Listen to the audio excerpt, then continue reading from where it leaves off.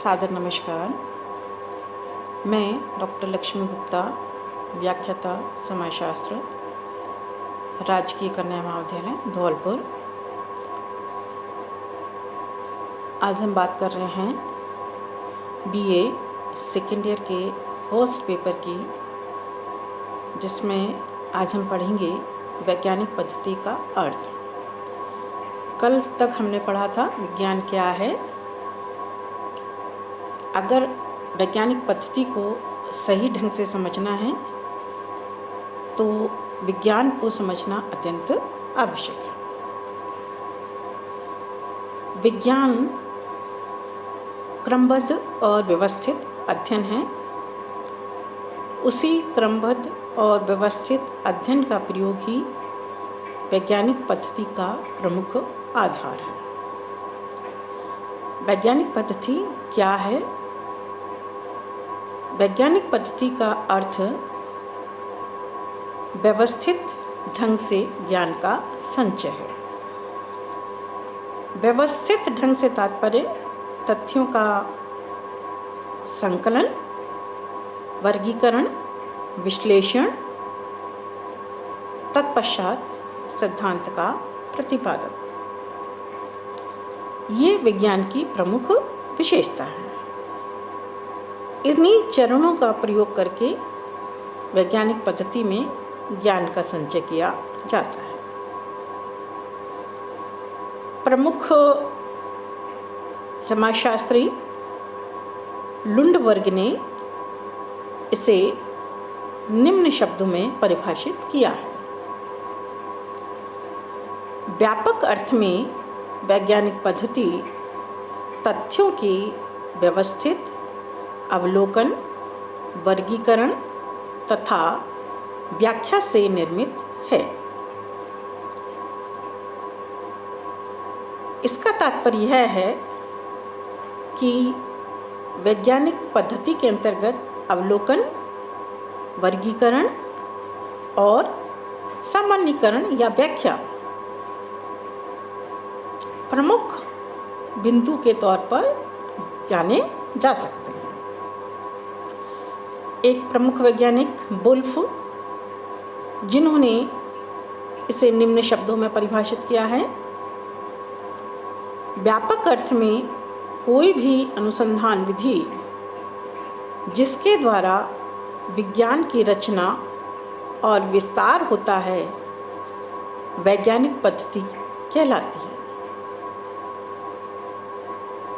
यानी अनुसंधान विधि जिसके कारण ही कोई भी विज्ञान विकसित हो सकता है, यानी वैज्ञानिक पद्धति का प्रयोग करके ही हम सिद्धांतों का निर्माण करते हैं और किसी भी विज्ञान के विकास का प्रमुख आधार ही उस विज्ञान के सिद्धांत माने जाते हैं।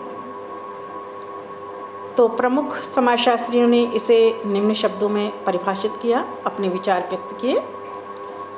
अब हम बात करते हैं वैज्ञानिक पद्धति की विशेषताएं। इस विशेषताओं को प्रमुख बिंदुओं के माध्यम से स्पष्ट किया जा सकता है। ज्ञान का आधार वैज्ञानिक पद्धति है, यानी वैज्ञानिक पद्धति के माध्यम से ही तथ्यों को संग्रहित करने का कार्य किया जाता है। अवलोकन द्वारा तथ्यों को एकत्रित करना, यानी तथ्य एकत्रित करते समय हमें अवलोकन की मदद लेनी चाहिए।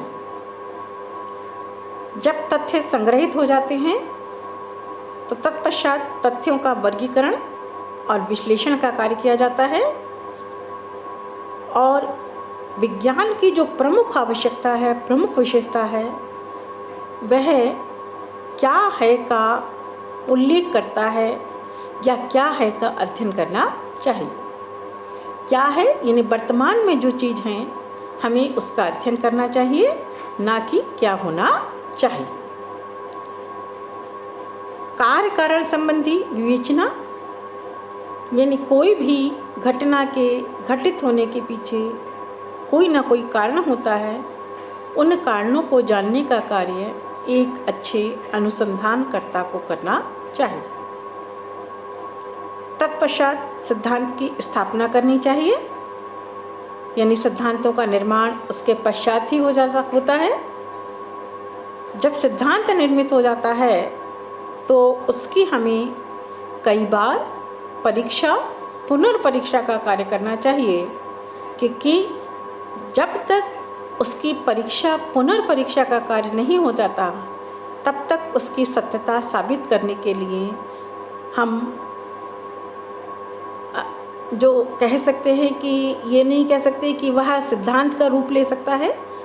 जब परीक्षा पुनर्परीक्षा कई बार हो जाती है तभी कोई विचार या अवधारणा एक सिद्धांत का रूप लेती है। जब सिद्धांत बन जाता है तो वो सिद्धांत एक सार्वभौमिक हो जाता है। सार्वभौमिक यानी वैसी ही घटना वैसे ही कारण होते हैं तो उसके परिणाम भी समान देखने को मिलते हैं। भविष्यवाणी करने की क्षमता, जब किसी कारण से कोई समस्या देखने को मिलती है और उसके जो परिणाम होते हैं अगर वैसे ही कारण होते हैं तो उसके परिणाम हम वैसे ही कारण के कारण हम अगर हैं तो हम उन चीज़ों को पैदा नहीं होने देते।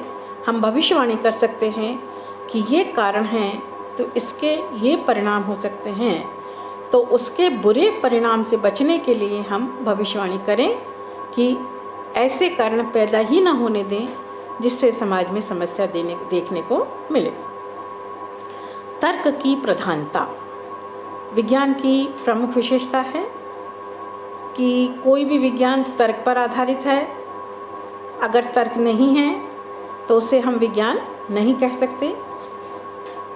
व्यक्तिनिष्ठता नहीं होनी चाहिए, वस्तुनिष्ठता होनी चाहिए, यानी जो चीज़ जैसी है उसके साथ वैसा ही होना चाहिए।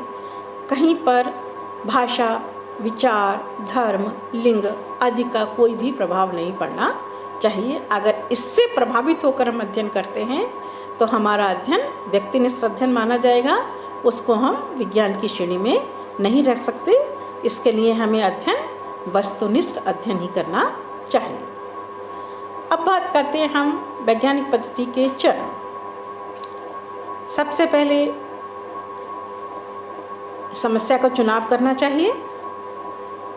उसके बाद कि जो समस्या है उससे संबंधित हम अध्ययन जो कर रहे हैं उसके उद्देश्य को निर्धारित कर लेना चाहिए।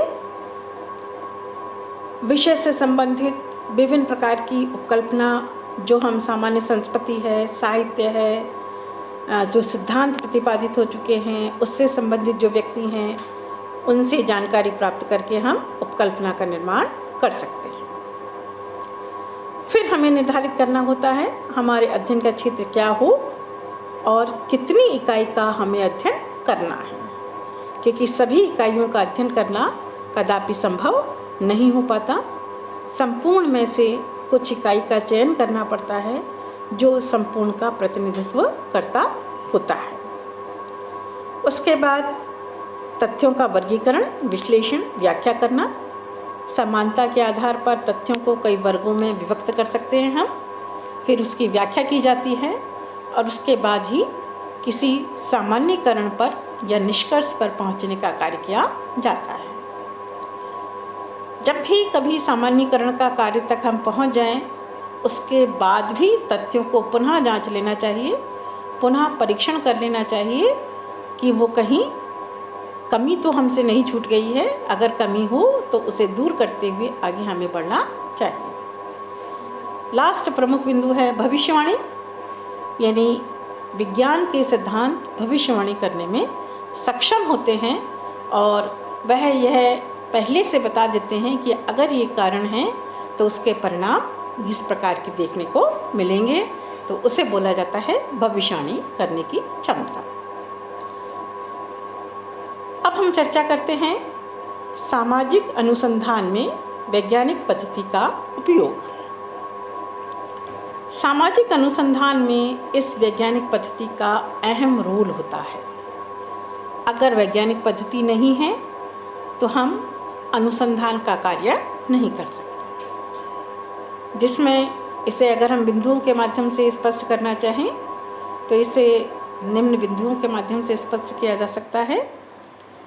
पहला है तथ्यों का संग्रह, यानी अवलोकन द्वारा ही हमें तथ्यों का संग्रह करना चाहिए।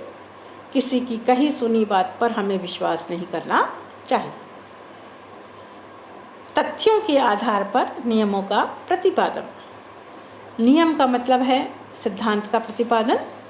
जो तथ्य हमने संग्रहित किए हैं उन तथ्यों के आधार पर हम सिद्धांत का प्रतिपादन करने का कार्य करें।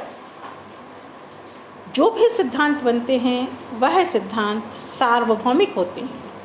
सार्वभौमिक यानी देश काल परिस्थिति का इस पर कोई प्रभाव नहीं पड़ता। चाहे आज हम उसको परीक्षण करें तो उसके परिणाम वही आएंगे। हम 5 साल बाद दूसरे देश में दूसरे शहर में अध्ययन करेंगे तो भी उसके परिणाम समान ही आने चाहिए। अगर ऐसे परिणाम आते हैं तो ऐसा बोला जाता है कि नियम सार्वभौमिक है। इसके बाद जो प्रमुख बिंदु आता है भविष्यवाणी, यानी भविष्यवाणी करने की क्षमता सामाजिक अनुसंधान में देखने को इसी वैज्ञानिक पद्धति के माध्यम से देखने को मिलती है। लास्ट और प्रमुख बिंदु है सिद्धांत का निर्माण। सिद्धांत का निर्माण एकाएक अचानक नहीं होता। बहुत लंबे समय के अनुभव परीक्षण का परिणाम एक सिद्धांत होता है, जिसकी परीक्षा पुनर्परीक्षा कई बार की जाती है, तभी वह सिद्धांत का रूप ले पाता है। तो इस प्रकार वैज्ञानिक पद्धति का प्रयोग हम सामाजिक अनुसंधान में भी करते हैं। Thank you.